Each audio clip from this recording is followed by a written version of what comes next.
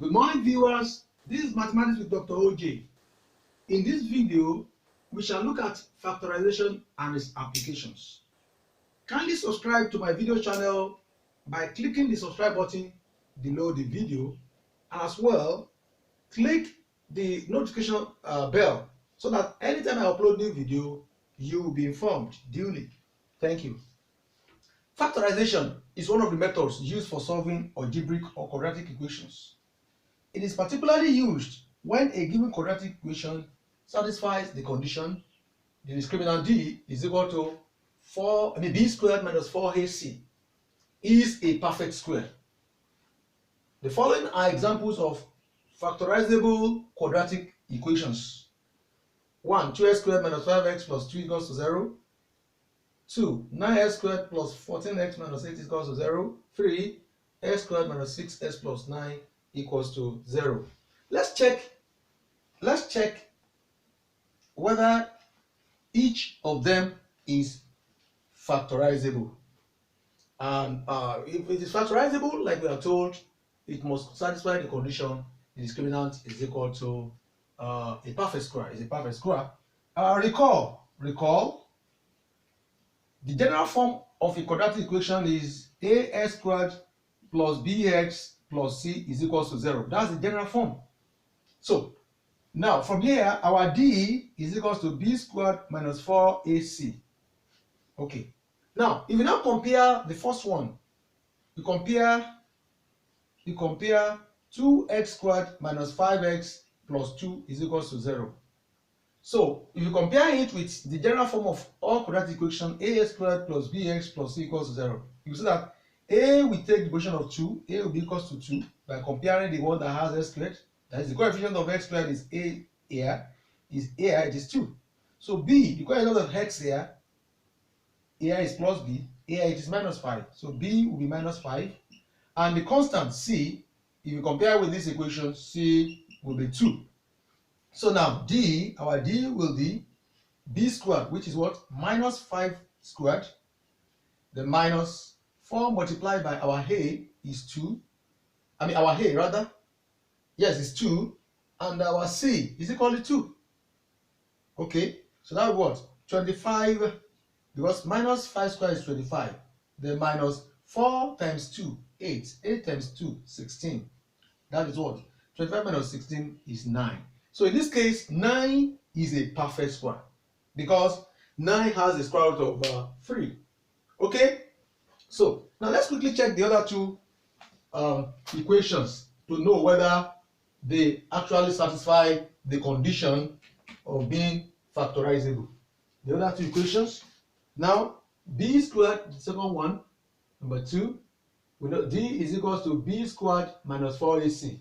Okay. Now, our second equation is 9x squared plus 14x minus 8 is equals to 0. So in this case, comparing this equation with our general form of quadratic equation, a will be what? 9, b will be what? 14, and c, which is a constant, will be what? Minus 8. So now d will be what? B squared, that is what? 14 squared. Okay, then minus 4 multiplied by our a is 9. Then our c is minus 8. Okay, so in this case, what is 14 squared? Our 14 squared is a 56, 4, 1. That's 196. Minus times minus here will be plus. 9 times 8, that is what? 72. 72 times 4, that is what? 288. So plus 288. So by the time we add this together, what we have? That's 14. That's 17, 18. And that is what? 1. That's 2. Plus 3. That's 4. So we are going to have what? 484. So we can easily get the square root of 484. So 484 is a perfect square. The square root of 484 will what? 22. Let's check. 22 times 2. That's 4, 4, 4, 4. So 484. So it's also a number with a perfect square. So the last one, we're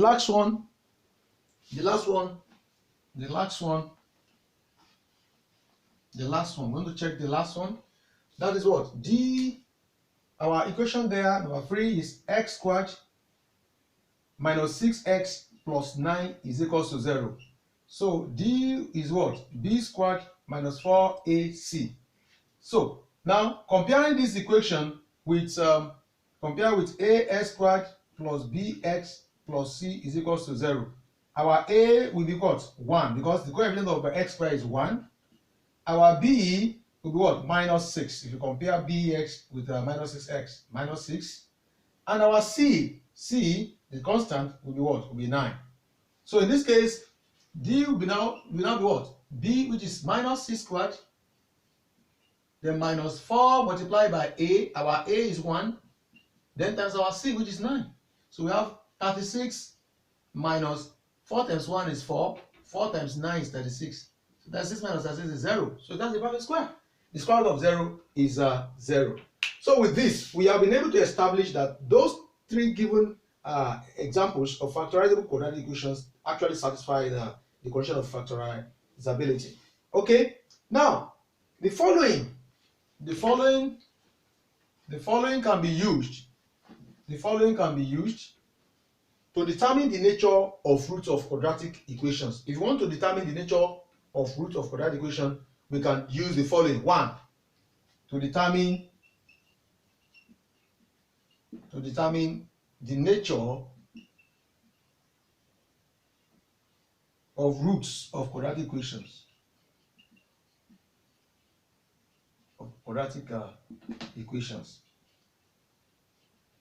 Now, what do you mean by the roots of a quadratic equation?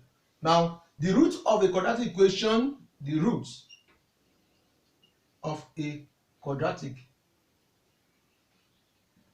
equation, is the number of values of the unknown of the equation.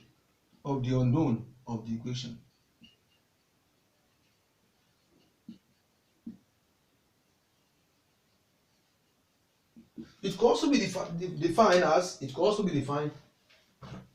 degree. It could also be defined as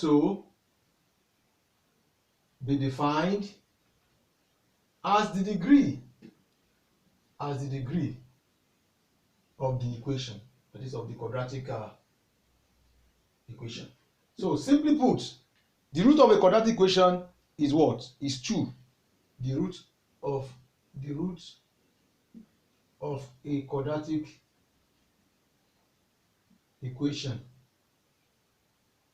is 2, because the power of the unknown x is 2. Now, what we actually want to do is we want to determine the nature of roots of quadratic equation. Now, the first one, we call that one case 1. And in case 1, b squared minus 4ac will be greater than 0. So in case 1, so if we have this, and we remember that our b squared minus 4ac is the same thing as d, that is, d is greater than 0. So if this happens, the two roots of the given equation,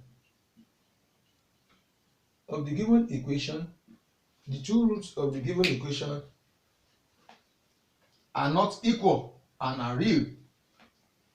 They are real but not equal. Are real but not equal. What is that about that? 2. In case 2,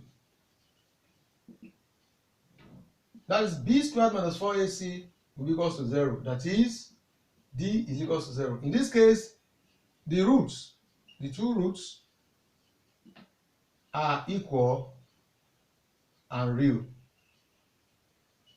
Now, for case 3, b squared minus 4ac is less than 0. That is, d is less than 0. In this case, the two roots